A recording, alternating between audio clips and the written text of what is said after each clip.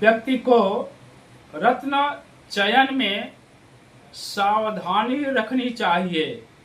यानी जो रत्न आप धारण करने जा रहे हैं, जो जेम्स स्टोन आप अपने अंगुली में पहनने के लिए जा रहे हैं, उसमें सावधानी रखना चाहिए। वह रत्न आपको लाभ देगा या हानि देगा, यानी उससे आपको फायदा मिलेगा या नुकसान मिलेगा, तो उसमें सावधानी रखनी चाहिए। क्योंकि रत्न चयन के अनेक सिद्धांत हैं। अब मान लीजिए कि अनेक सिद्धांत के द्वारा आप रत्न धारण करते हैं, तो कोई एक ही सिद्धांत अपनाएंगे, क्योंकि अनेक सिद्धांत हैं। सभी सिद्धांतों के अनुसार सभी अंगुलियों में तो हर प्रकार के रत्न धारण नहीं कर सकते हैं। तो इस प्रकार से रत्न चयन में सावधानी रखना चाहिए। अनेकों सिद्धांतों के अनुसार व्यक्ति अनेकों प्रकार के रत्न धारण नहीं कर सकता है। गलत रत्न का चुनाव व्यक्ति को लाभ की जगह हानि दे सकता है। दूसरी बात यह है कि रत्नों में भी शत्रुता मित्रता होती है।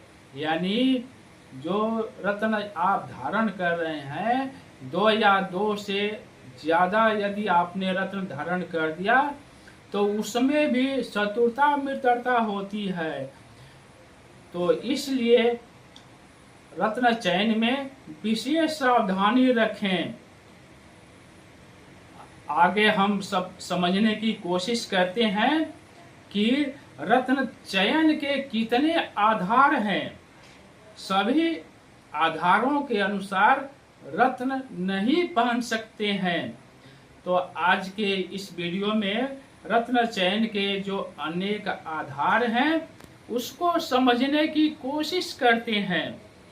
पहला है हस्तरेखा के आधार पर, दूसरा भाग्यांक और मूलांक के आधार पर, तीसरा है राशि के अनुसार, चौथा है लग्न के आधार पर, पांचवा चंद्रमास के आधार पर, छठा सौर्य मास के आधार पर।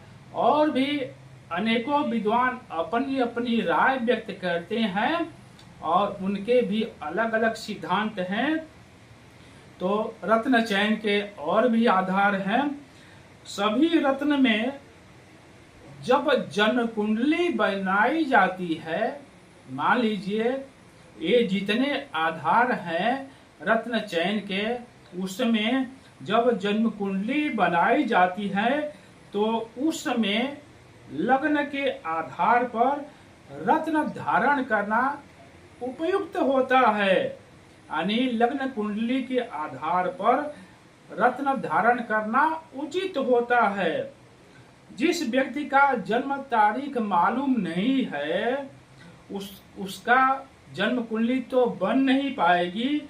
इस स्थिति में हस्तरेखा शास्त्री, जो हस्तरेखा विद्वान हैं, और ज्योतिषी जो हैं, वह दूसरे विधि से रत्न धारण करवा देते हैं।